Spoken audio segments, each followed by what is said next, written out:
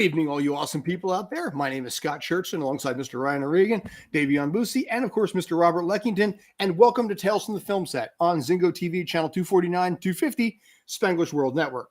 Please remember to download the Zingo TV app on the app stores of iOS and Android devices. When you download, make sure to rate and leave a comment. Both apps are free. Zingo TV is also available on Google Chromecast, Amazon Fire, Fire TV sticks, Roku sticks, and all smart TVs 2016 and forward. I think I got all of it on that one. Hope you guys are doing well out there. Like I said, I've already given the quartet of the four of us here. Welcome to Tales from the Film Set. We're going to be breaking down the stupidity of the film industry, stupidity of the things I've seen. Today, we are also going to be talking a little bit about Multiverse of Madness, the new trailer. The Illuminati is real. The Illuminati is real. I need to get the tinfoil. Stars and daughters. Yes. And then also in a little bit of a tone shift, on a very special episode of Tales from the Film Set, if you want to go back to like the 80s and 90s here, we will be talking, and this is a serious topic, we will be discussing Johnny Depp, Amber Heard, and myself as a victim of male domestic violence, most of which was dismissed and usually universally laughed at. My reaction to this and what this is doing to me now. But before we get to that, we're talking some cool stuff first. So, gentlemen, how you doing? You ready for it? Yes, sir. Fantastically well. You're good, fantastic. Hey, bloody good ass. I'm sorry. Did I miss something? Are we supposed to be doing like voices? Yes, why not? Yeah. Why not? You know, listen, Rob is doing a phenomenal impersonation of Marcel Marceau. So you know what? He's got that nailed. That's a generation gap jump. Oh, I know. Yeah, kids aren't going to get that right. It's like Marcel. Who? The funny thing is, the most I've ever seen of Marcel Marceau was the one time he did talk. Silent movie? Yes. Mel Brooks, an often forgotten Mel Brooks movie, which he decided to do as a silent film. And the only person to say anything in it was the famous mime Marcel Marceau, who just simply said the one word, no. It hit hard. Yeah, it did. Very, very effective. He nailed his lines perfectly on that. His line. But anyway, yeah, we're going to be talking a little bit more Multiverse of Madness, because that is now, I think, about 10 days away, give or take? Yeah, a little over a week. Yeah. I've got my ticket for Thursday. I'm good. Nice. I got my ticket for Thursday and Saturday. Ticket for Thursday and Saturday. Double dipping good, sir. Wow. God, only reason... No. The only reason I did this, I was kind of forced to do it Saturday. Oh, someone twisted your arm to go see Multiverse of Madness for a second time? Yeah, in the sense where it's a date. I was going to say that's what I would have guessed. Do they know you're seeing it Thursday though? No, I never told them. And they don't know about the show, so it's all good. Okay, on a date. Really? You're going on a date with someone who doesn't even tell them about the show? Now I feel offended. No.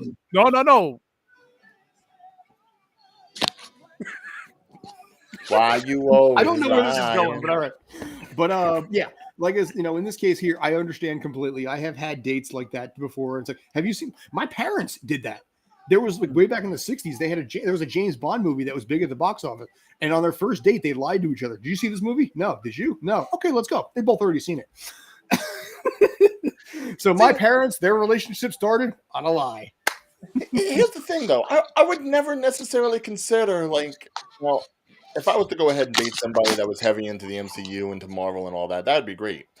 I just don't necessarily see a movie like that being a date movie, only because you want to pay attention to so much that's on the screen. Like, why even bother bringing a date?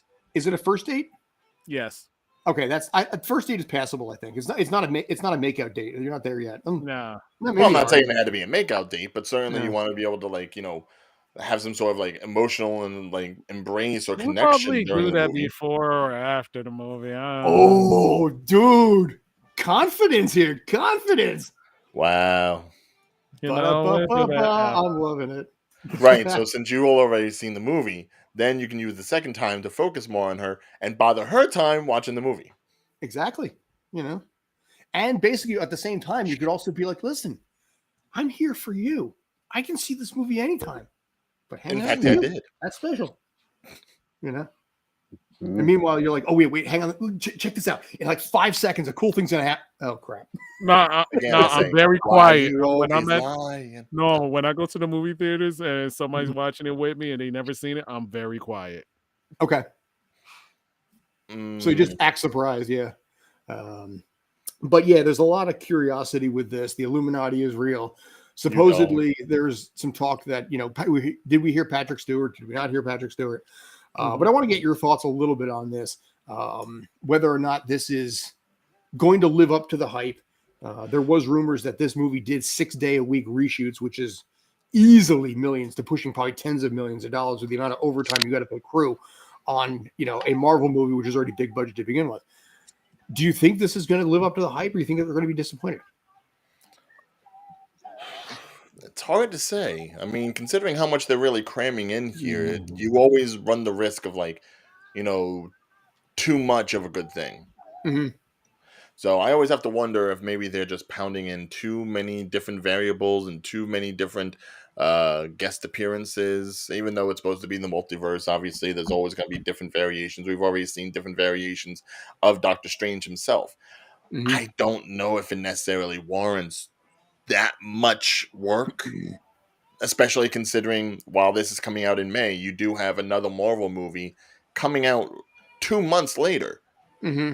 So it's going to be a really big question as to whether or not this thing needs to have legs in order to go all the way up to that point, and in order to make back its money. Considering you're saying it's already about 200 million, which means it's got to clear about a good 400 million just to start gaining anything.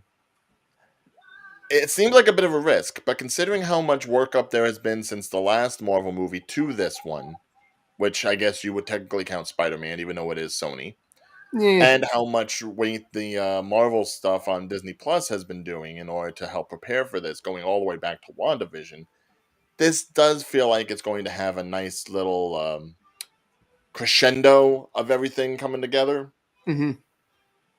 Especially considering what you're hearing now isn't even so much about whether the movie's any good or not. I don't know if anyone's actually seen anything from when the embargo goes up. Do you know when the embargo goes up? Is it going to be next Monday or what? I don't actually know that.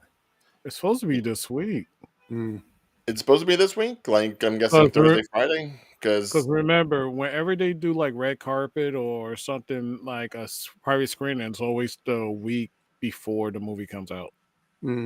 Right, but I haven't seen anything yet, and considering most people are going to be able to go ahead and see this on Thursday before Friday comes around, you'd like to think it's going to be happening either tomorrow or Thursday. And here's the kicker: it falls under Cinco de Mayo.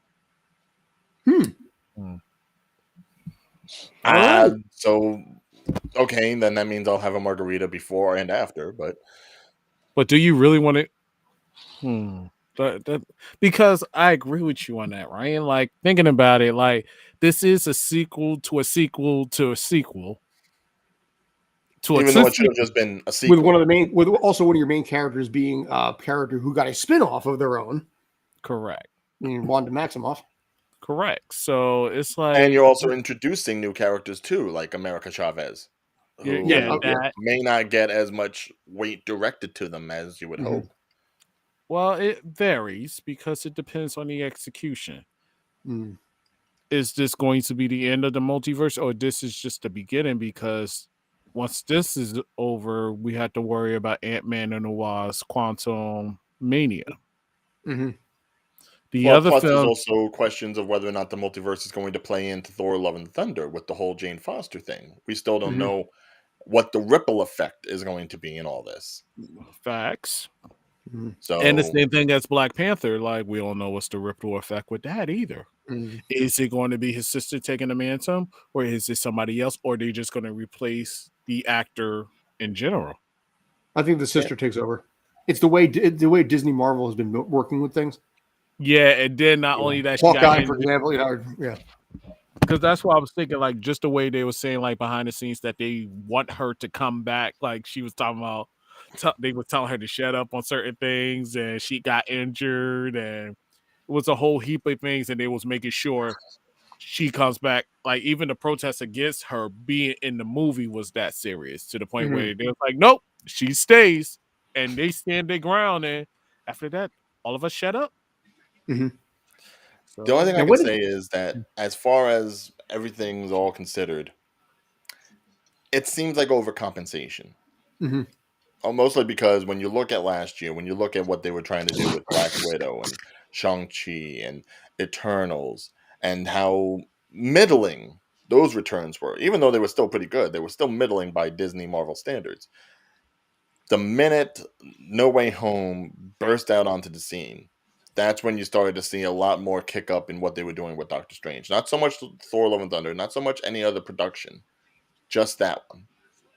So I feel like they might be just throwing way too much at the wall. But again, we'll have to wait and see if there's like, an overflow of Marvel, because people have already considered that there might be like reaching that plateau of Marvel appreciation where it's just like, okay, just it's too much. It's too much. That's why I'm actually glad that what they've been doing with Disney Plus, and they've been showcasing more of these newer characters, trying to spread themselves away from the MCU a little bit to show that there are other directions, there are other things that can be going on. It's not just one big through line. Yeah. Doctor Strange 2, the Space Jam 2 of the MCU. No. Right, no. If Grape Ape shows up in this thing, I swear to God. Oh, jeez. Rick and Morty, Iron Giant. Well, I mean, considering all the different Disney property, if this thing turns into Kingdom Hearts, where we get like, a Star Wars clip where it's like Moon Knight becomes Poe Dameron or something. I don't know, man. It's just, there is the trailer for Kingdom Hearts 4. I gotta wonder how much they're going to try and put Marvel into it. I gotta hope. Oh, they're definitely doing it. They're so. No, they can't. No, they've already stretched it too much with Kingdom Hearts 3 when you added like Big Hero 6 in there. Kingdom Hearts 2 is my favorite game of all time because it had just enough in there to appreciate it. But then you start oversaturating. If Kingdom Hearts 4 starts including every Disney-esque property, I think the fans weren't even warm on Kingdom Hearts 3 anyway. No, I want to ask Rob about this because Rob, he's pretty much he's our base when it comes to like people that don't care about the MCU. So, Rob, when you see a movie that's like getting this much hype and getting this much talked about, does this interest you in any way as a layperson to go ahead and check it out just for the sheer cinematic thrill of it? Or is it just like so much stuff going on that you don't have any indication of that's like, I don't even want to bother? I'm a DC guy. No. You have said that in the past. We have this war happening. No. Yeah, no, I'd see the film. But I'd see it in my own time. I wouldn't necessarily go right out the very first day and be like, okay, hey, I got my ticket. No. Hey, just make fun of the two of them. I think you're like, hey, you got your ticket. I'm just going the one time. I'm not like lying and doing it for a dating second time. I know. Shut up, Ryan. Yeah. By the way, what's your name? Huh? What's your name? We're not going to speak of that. Oh, it's Voldemort. VOLD. Yeah, well, we'll see. Yeah, but so you'll watch it, but you're not as hyped as say the rest of us are. If you want to see it, you'll just see it passingly. It's fair. He got that. Oh Lord, he got that look like I care. I don't care. I just want my DC. Screw Marvel.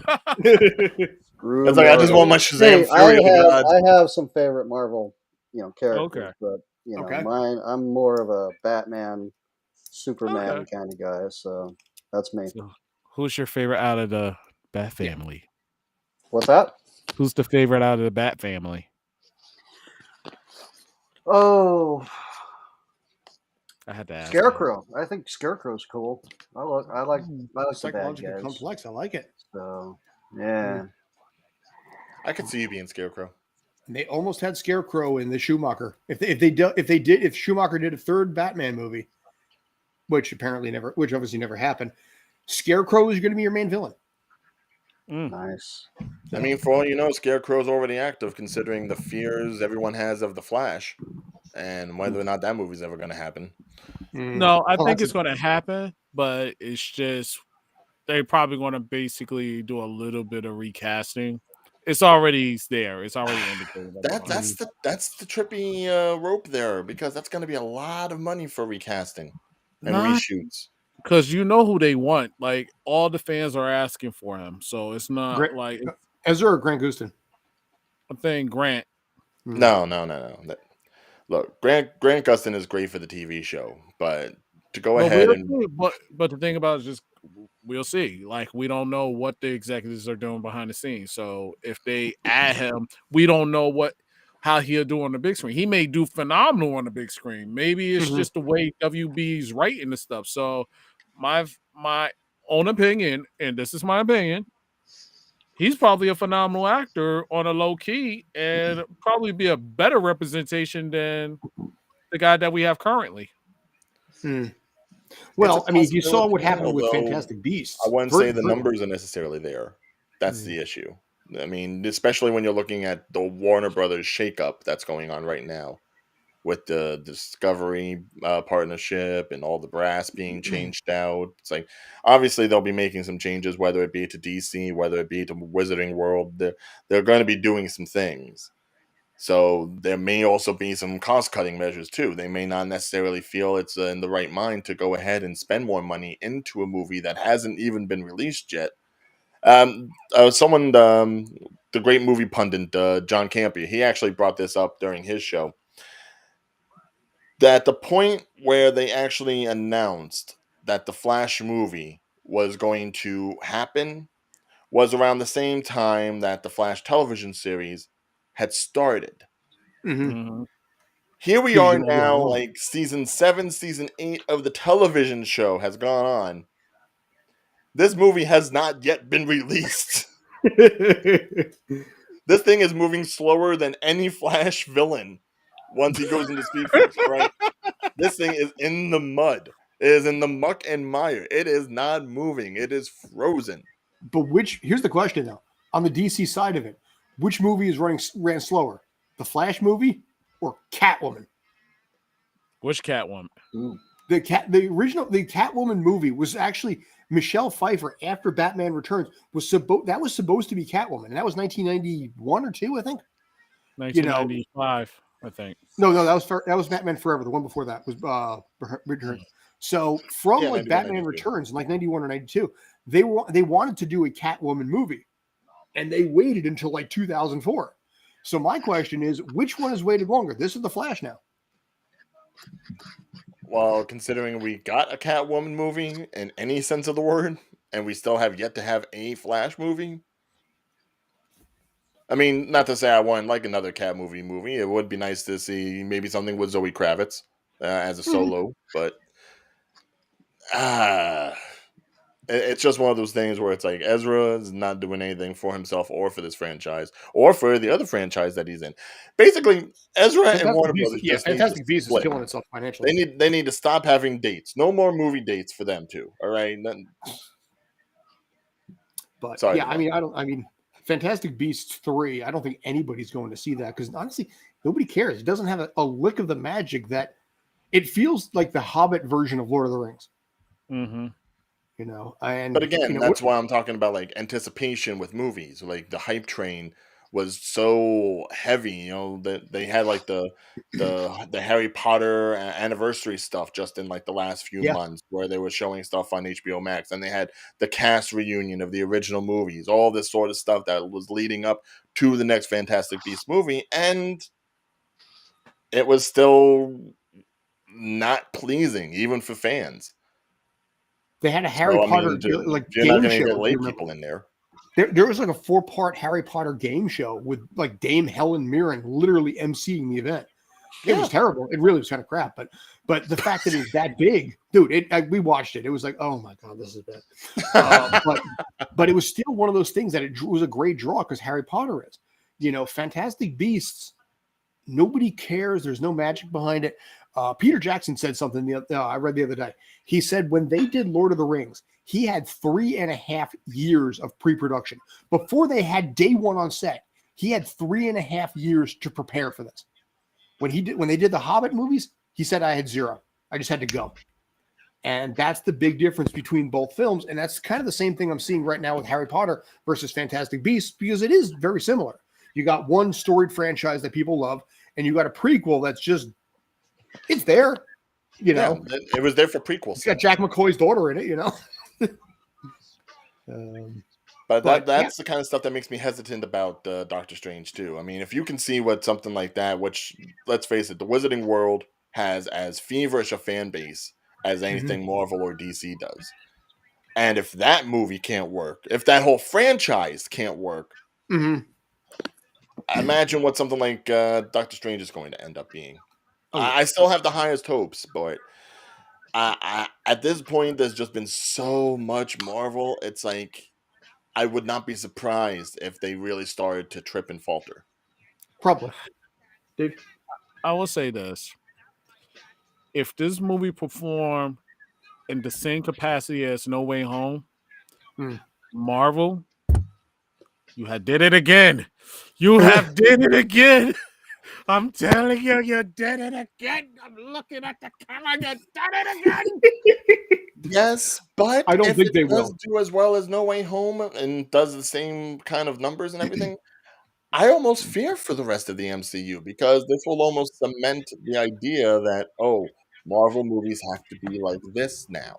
Whereas, say, like Phase 1 and Phase 2, you were able to get a lot more variety in the different kinds of movies that were being made and put into the MCU. But now, if everything has to be a cameo-laden, multiversal cluster F, but the thing about it, the film's boring. But the thing about it, it's like wrestling.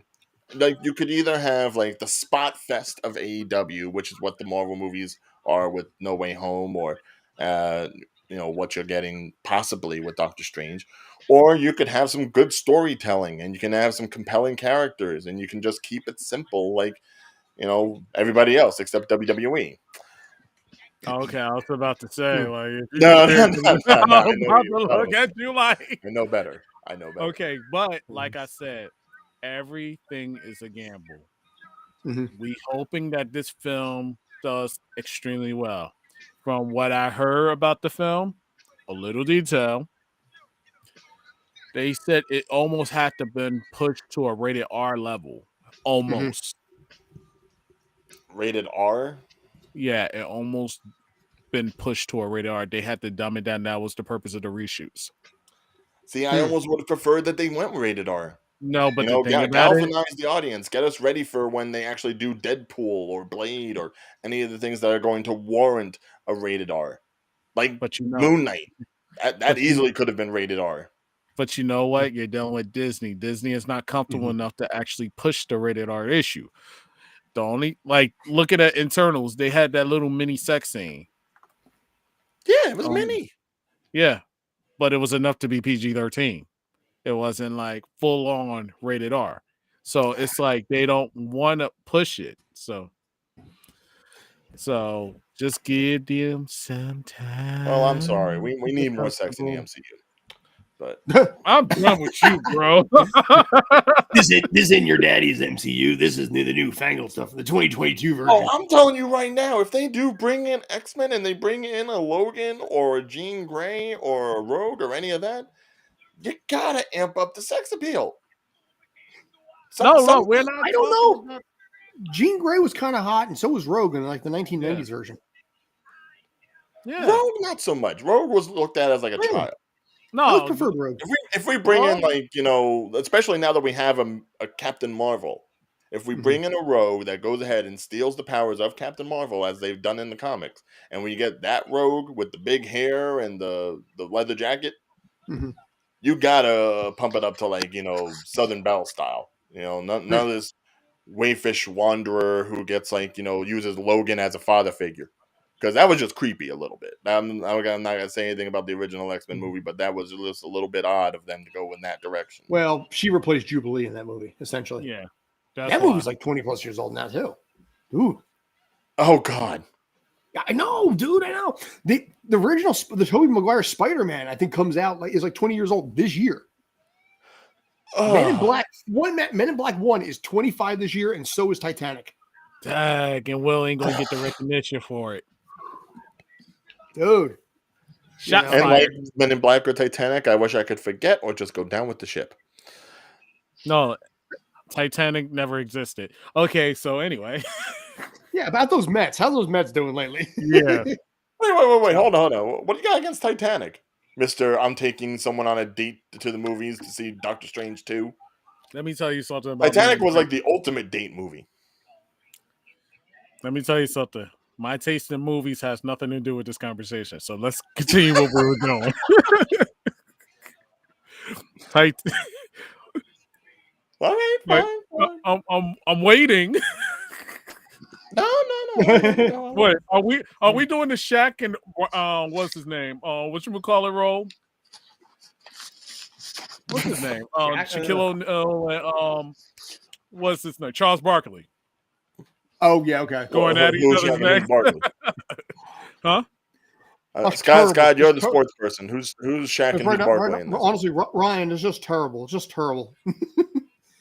By the way, in the Sports Den, we went off on the whole Ben Simmons thing, which I don't know if basically you guys, but yeah.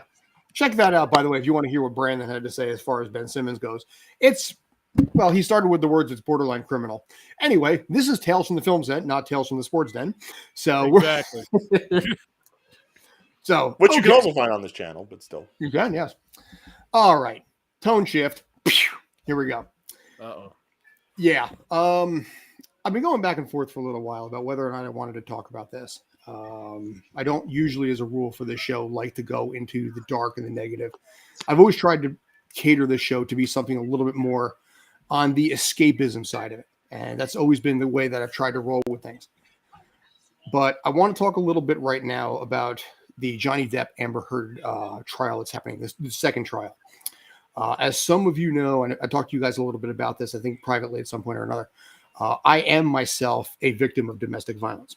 My first wife, every 6 to 8 weeks, would do things like try to push me down a flight of stairs, beat me to injuries that would take 3+ weeks to heal, psychologically, verbally assault me, and in many cases, would put me into a position where eating more than 1,500 to 2,000 calories a day would get me ripped on. I developed an eating disorder on that, and I actually learned how to throw up without having to use my finger.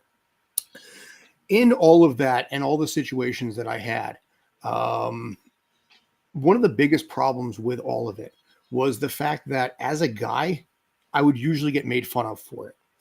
I am well aware of the fact that in this society, 1 out of 4 women experience domestic violence. I am not taken away from that at all.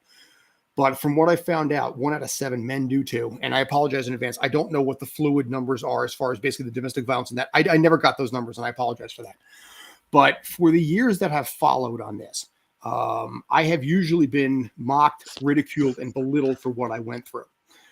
Most people would look at it and be like, she's 5'4", you're 5'10", pushing 5'11". She can't do anything to you, and in your case specifically, if you try to actually, no one will believe you. And one of the things that was a big problem with all of this is the injuries would happen every 6 to 8 weeks. Like I said, the first time she tried to push me down a flight of stairs and cut me across the side of the face.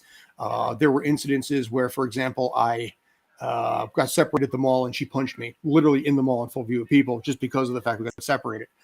I was separated from friends and family. I was in a position where I was never allowed to go out unless she was there. And I was oftentimes told how fat, stupid, ugly, useless, moronic, and retarded I was, and how no one in my life will ever love me because basically she can barely do it herself. Any person who's been through domestic violence knows these stories. They've been down these roads. They've heard this. What I'm saying is the same stuff that everybody has heard at one point or another. The difference that exists here is that in the years that followed, I would often get dismissed because I'm a guy. I remember one time, actually, a couple years ago, I was on when Mel Robbins had her own TV show. I was actually on the Mel Robbins show to talk about this. And it was me and this other guy, a really cool guy. I wish I remember what, was a kid in contact with him. But it was funny because the name of the episode was Secrets Men Keep. And the audience was like, ooh, Secrets Men Keep. And today we're talking about male domestic violence. Yeah. And the energy level from the audience went from here down to right down to here because everybody was just like, oh, crap, I got free tickets for this one. And pictures were included, police reports, all this kind of stuff. And it was funny because nobody really cared. And nobody really actually gave a crap about it. And in this case here, in the years that followed, I've been mocked for it. When that episode actually aired, I was on set and I was talking to a guy. And I talked about the fact that I went through all this and, my new wife is a lot better. Robin, she's awesome, and his response was, why does she hit harder? And I'm like, oh my God, So this is the kind of stuff that I've been dealing with for years until now, because now with the Johnny Depp Amber Heard trial happening, people are looking at what I went through with a new experience. Because if I was a woman, this would have been a Lifetime TV special. But because I was a guy, I was laughed at. The way I've always said it is that domestic violence against women ends up on Law and Order. Domestic violence against guys ends up on Comedy Central. And now the difference, because everything that actually is happening with Amber Heard and all this stuff is coming out and everything like that, people are reaching out to me and they're like, dude, I never knew.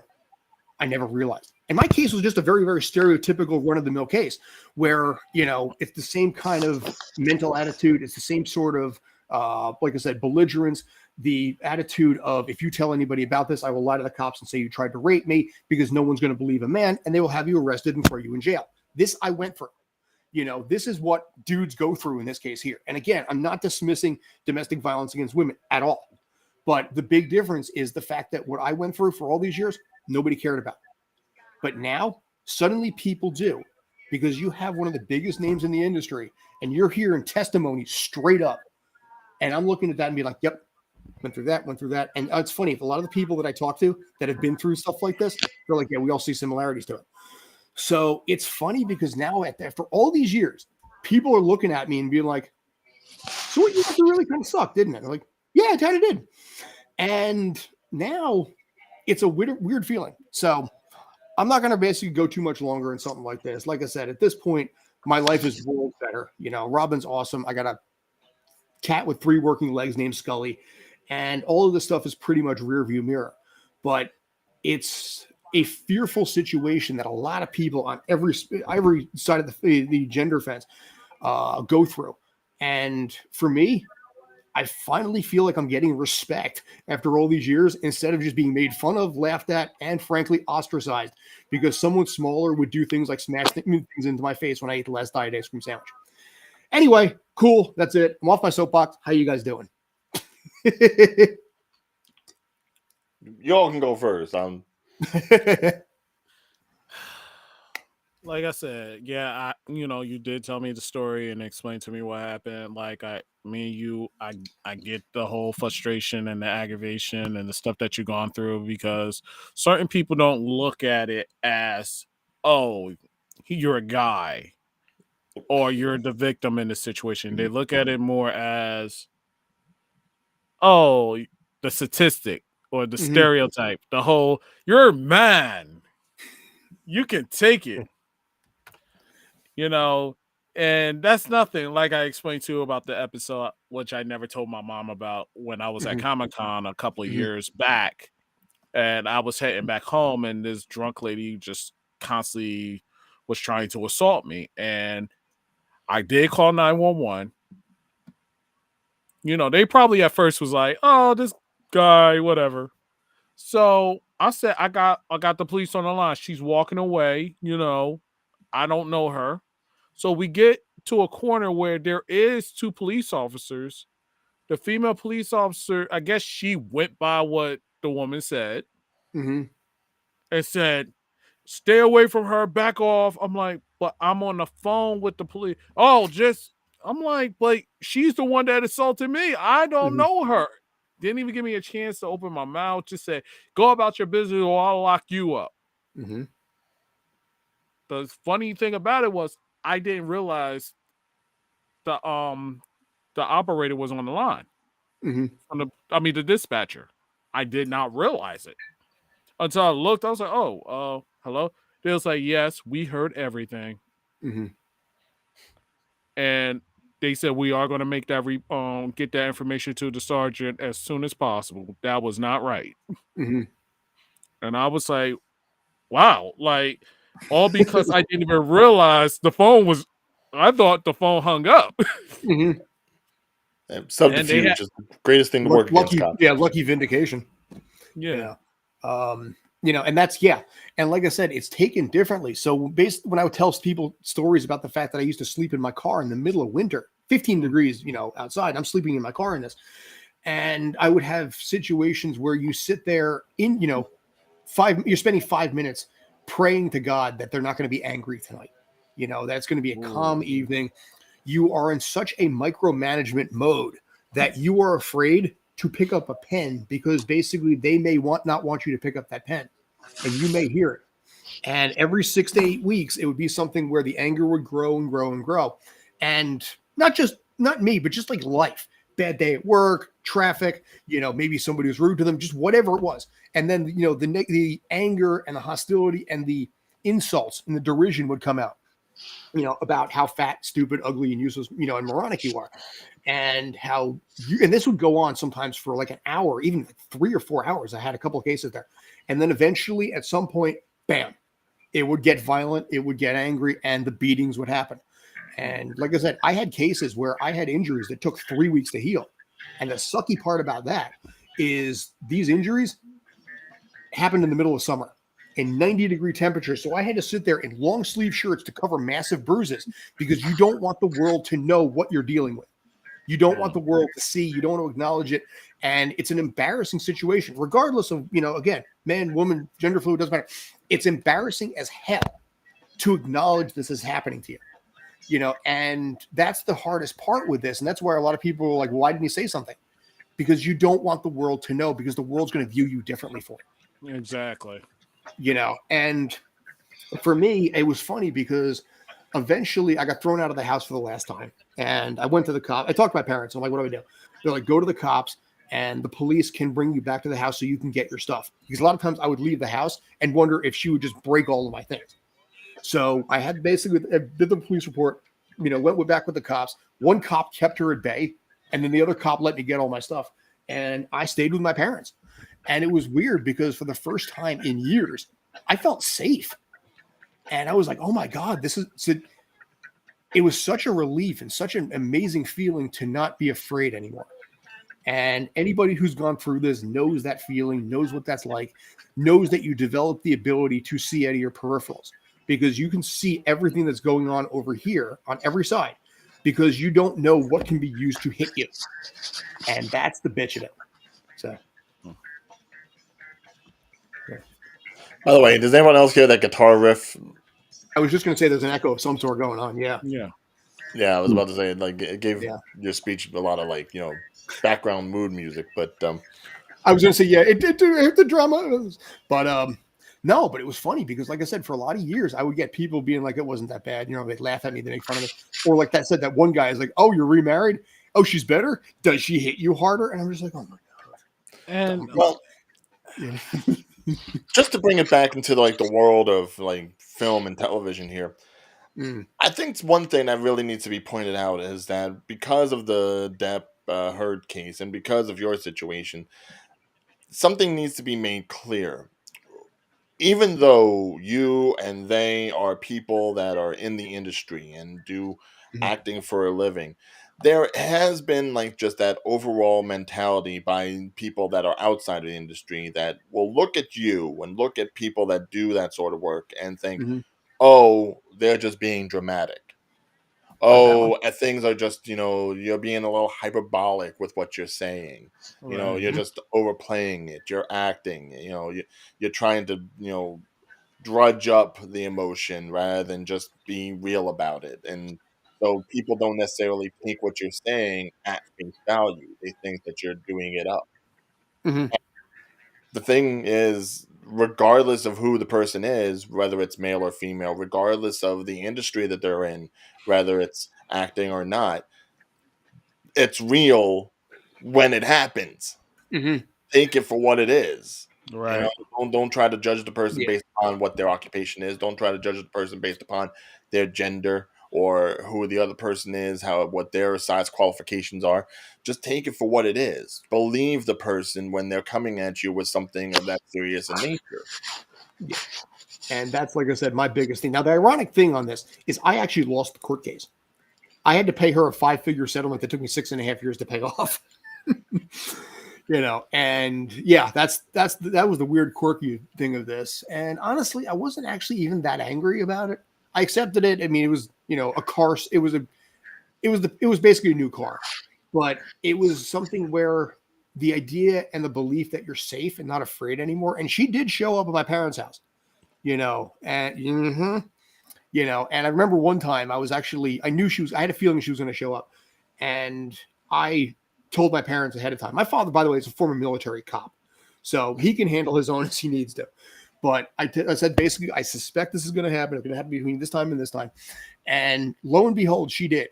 And my father told my mother, she's like, you know, they were sitting on the porch. She's like, get in the house. It's like, get in the house now, you know. And she, you know, she dropped off a gift, you know, all this kind of stuff that I like. And that's a very normal thing after a physical abuse incident. They have what they call the honeymoon phase, where they're very nice, they're sweet, they buy you gifts because it's the good time. They might actually feel bad about what happened, and I think they probably do. You know, if you notice, I have not actually mentioned her name at all. I mentioned my current wife, Robin. Robin's awesome. I'm not saying anything about that. Oh yeah, no, Robin's good people. But I have always been in the attitude of, you know, educate, don't punish. You know, and something happened to me a couple of weeks ago. I was in the same vein where it's like I could punish them, but I'm like, no, let's just teach, educate, mentor. And I don't really have hostility, believe it or not, towards my ex-wife. You know, I think it's one of those things that she had some challenges that she had to work through. Did she handle them poorly? Oh, hell yeah, 100%. But I'm not like, I was more annoyed for a long time with how people treated it and how people looked at the guy who fought in Dark Knight Rises and did all these kind of things, you know, and being like, she's 5'4". Yeah. And a 5'4" person with an object can still hurt like hell, you know? Yeah. And finally, after all these years, people are reaching out to me and they're like, I guess it does really happen to guys too. And I'm like, yeah, no, I've been trying to I almost swore on air. I'm getting darn close to that. Not supposed to swear on air, but I was like, yeah, it is always that, you know, it's always been there. It's always been this kind of thing. You know, now people are just consciously aware of it. How long that lasts remains to be seen. But for now, I'm actually kind of appreciating the fact that people are like, yeah, it did kind of suck. Rob, any insight? Yeah. I'm just listening. I'm here.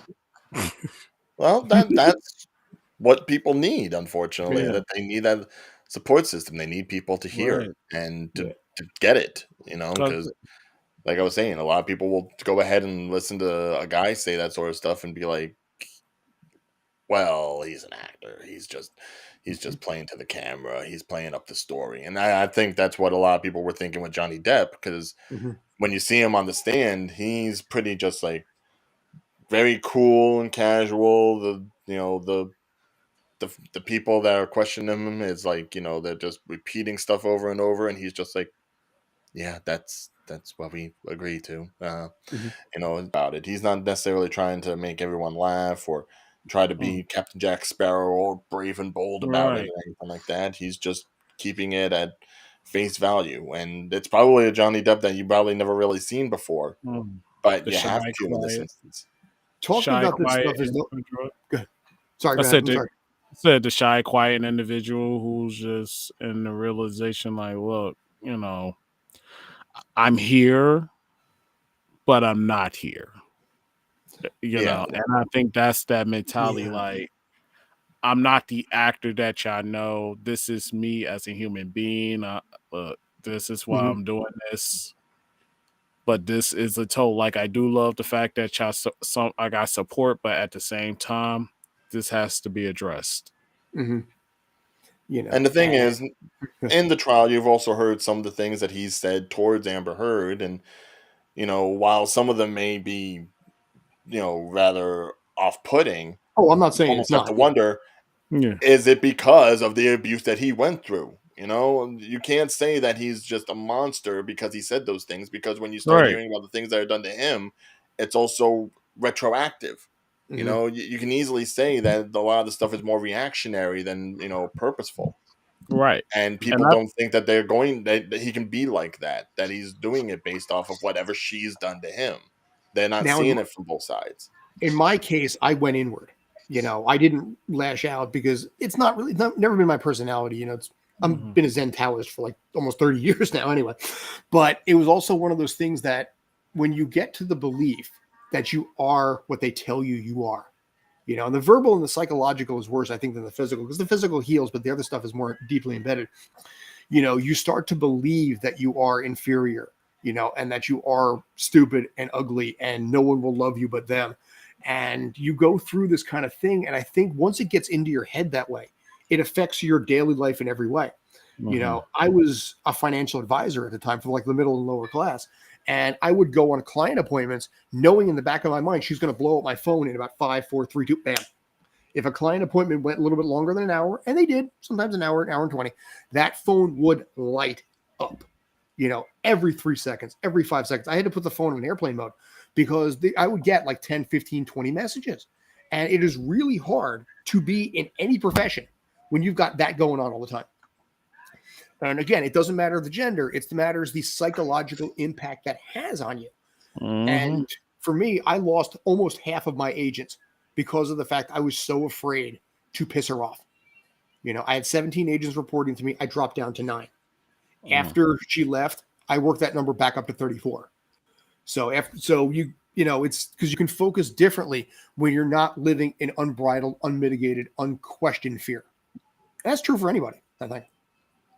I would almost say you could probably see it in his career too. I mean, when you think about the timeline that he was with Amber Heard up to now, and you look at the roles he was taking, whether it was another Jack Sparrow or another role at the Mad Hatter or the Big Bad Wolf in Into the Woods or playing Whitey Ford, Johnny Depp himself has really become more of a character actor. And a lot of these roles have been roles that are pretty much escapist roles where you really just... You're not necessarily playing yourself doing these things. You're playing this whole other personality, this whole other character where you just, you do that.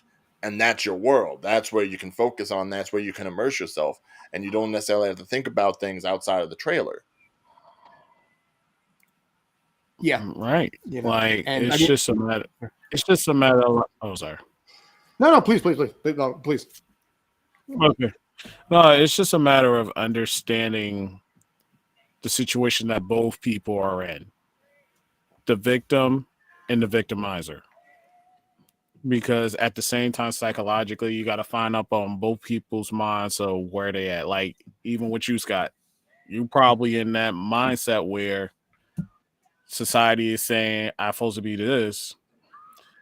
But at the same time, you're dealing with someone that's abusive. And it's like, it's very hard. Like, it's hard for you to react at times. I'm going to be honest, because realistically, you have all options to react, but you chose not to. That's just like me. Like, throughout my life, I chose not to be the aggressor, chose not to be a fighter, all because the stereotypical aspects of being African American. Is that dangerous at times? Yes. But at the same time, I don't want people to think, oh, I'm just this angry, mad black man, but they're not knowing me of who I actually is or who I am as a person. So, and that's the same thing with you, and Johnny Depp and all that. Everybody has their own way of expressing and being a person. Some of us do think before we react. Then you have those that don't think before they react. Yeah. And I think in some cases, when you have someone like this, they can't control what they do, which is why they have the honeymoon phase afterwards, because they feel remorse. You know. But all right, I think we probably should wrap this up. I think we've spent like a half an hour on this at this point, and you know, maybe 25 minutes, and we have to basically talk about something a little more positive. Unless you guys had any final thoughts, I figure let's round out the last 5 minutes with something fun, easygoing, you know, end on a high note. Bring on the fun and easygoing. Although I would say, if anybody has those issues and wants to reach out to somebody, I don't know if Scott knows of any outlets that people could turn to. All the ones that are out there. If you guys want to talk to me too, I mean, listen, I've been down this road. I already mentioned the fact. I mean, I've been on national television talking about it too, you know, and I'm not afraid. I mean, I was nervous as heck right now. I'll tell you right now. I had 2 cups of wine beforehand. Like, it was like 1 proof wine. It was like nothing, but it was something I needed to do to settle the nerves, because it's still a little nerve wracking to talk about even years later. Right. And you know, I tried in my head to like prep for what I was going to say for all this and what I was going to do, but it all went right out the window come game time, you know, and that happens a lot too. So, but our entire show is oftentimes based on, you know, this is the game plan, and we never even get to. We just go over here anyway. But yeah, if you want to go ahead and wrap this up with something lighthearted, I'm all for that. All right. So, but yeah, I want to give a quick shout out here. Do you want to give a shout out? You know what? Okay. I had a COVID test earlier today in Brooklyn. I thought we were going to go lighthearted. Oh, we will. No. You know, it was one of the tests I had in Brooklyn. This is, you know, the same basic area where like 2 weeks ago, someone literally like, you know, opened my car door and was like, "Oh, I'm sorry, I had the wrong car." Yeah, but I met a guy there who he spent the entire conversation talking about his apartment. Have you ever had one of those people where it's like, you know, they view every stranger as a potential audience to talk about themselves? Beyond like, in this business, yes. Everyone's a potential audience member to hear what you have to say and how you want to say it. He spent 7.5 minutes talking about every nuance of his apartment that he was living in for the last 11 years. Patrick Bateman? Patrick Bateman? Dude, actually, you know what? Let me ask you something. You know, screw the apartment conversation. I'll go back to later. Maybe. How many of those do you have? 109. Nice. You actually have it to the number. Wow. Yep. 109 Funko Pops. Disney. I've got like 20, and that's just because they're scattered all over. So you have a first date coming. Does she know you have all the Funko Pops? Or is that like a date 3 or 4 conversation? I'll make it a date 3 or 4 conversation. You know, because that's one of those things that if they like Funko, that's okay. But you got to be real careful on that first, second, third date kind of thing to be like, is this, you know, where is this going to go? Well, especially if she happens to come over and then all of their little black beady eyes are staring at her the whole time. And she's like, "Why are you?" And you know what? And I'm trying to make it 10 because I'm trying to look for Ghostface. Okay. Oh, good. Let's cap it off with one of the horror people. What is, you know, with 2 minutes left, what is the coolest one you have in your entire collection? You can't make a man make that kind of a decision. Look at all that. I really got 2. Okay. Bring them up. The 2 are for Robert. I am a huge fan of this character, Red Hood. Oh yeah. There you go. And let me put him back. Not many people are fans of Jason Todd. Right here. Jason Todd is awesome. All right. Well, I mean, to be fair, if they were fans of him, he wouldn't have been killed by the Joker. Yes. But then he wanted to become Red Hood. That's it. Facts. It's See, it's a tie between Jason Todd, Red Hood, and Leon S. Kennedy. Okay. From Resident Evil. Yep. Huh. Oh, that is interesting. I wasn't expecting you to say that one, not after Red Hood. Because Red Hood is like that symbol. Like I love this character. It's a lot of development. It's a lot of issues where there's that neglect aspect to the point that he's trying to get Batman / Bruce Wayne's attention, and he never fully got it. Plus, it also helps that both of those people are hand-to-hand pistol whippers with cool jackets. Right. Basically, yeah. All right. So not saying you have a type, but nah. We got to wrap this up, but one of these days I do have an entire list of like really weird casting notices. I have been wanting to do this show for a while to break down some of the weirdest, dumbest. Every time one comes in, I take a screenshot of it. I've got like 15 that are sitting on my phone right now of just like the dumbest, weirdest, most bizarre ones out there. And ironically enough, most of them are reality shows. So, man, you know, that's not really that weird. That probably doesn't surprise a lot of you. Anyway, we got to wrap this up. We already got the 1 minute message like 49 seconds ago. Mr. Robert Leckington, thank you. Davion Boosie, thank you. Mr. Ryan O'Regan, thank you. Eduardo Harari, thank you for being producer. This is on Zingo TV, channel 249 and 250, Tales from the Film Set. So find us on Facebook, Twitter, YouTube at Tales from the Film Set. And and there's the fantastic shirt. Yeah. I need one. The shirt. I need one. All right, we're going to get you guys a shirt. We're going to rent you guys a shirt. So we're going to talk about that off camera. Until then, stay awesome. Stay well. Yes.